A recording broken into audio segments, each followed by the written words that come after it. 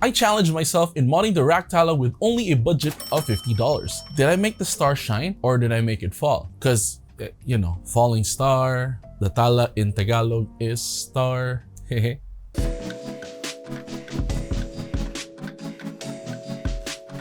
Hey everyone, my name is Kevin and welcome back to the channel. In today's video, we're opening up and modding the Rakk Tala. But this time, we're really going to mod this time, not just a simple teardown. As I mentioned in the intro, I did force myself into a constraint of only having $50 as a budget to spend on all the upgrades I can do to this keyboard. And obviously, the lesser the better. This budget must include the following: a new keycap set, new switches, and the materials I need for modding like lube, painter's tape. But this amount is not including screwdrivers, scissors, and all that, as I would assume you already have that in your arsenal. I promise you, as I mentioned in the initial impressions video, the Rakk Tala is a great keyboard to start off with and grow with in this hobby, and I'll prove it to you.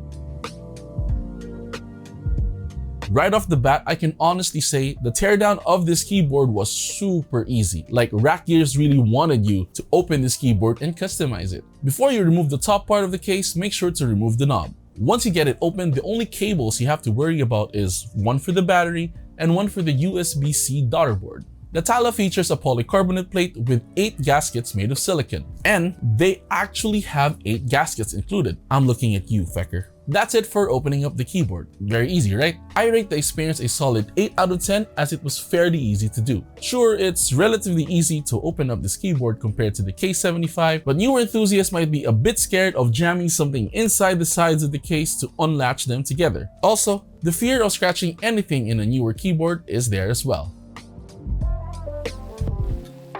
The first thing I did was to add tape mod. Yeah, I know that you know that I know that you know that I know that I don't like using the tape mod. What the hell, that was so long. But these are one of those times that I think this would really benefit the keyboard, and it really did. Rakk Gears did include a nice plate foam, but on the spacebar part of it, it extends a bit too much that it blocks any way of removing the stabilizers without dismantling the keyboard. I fixed this by simply cutting out this part right here. Now, the stabilizers on the spacebar can easily be removed and retuned whenever you need to. For switches, I swapped out the stock brown switches to these amazing KTT Kang whites given by our amazing sponsor, Keepzilla. Ha! You thought it was a sponsor segment.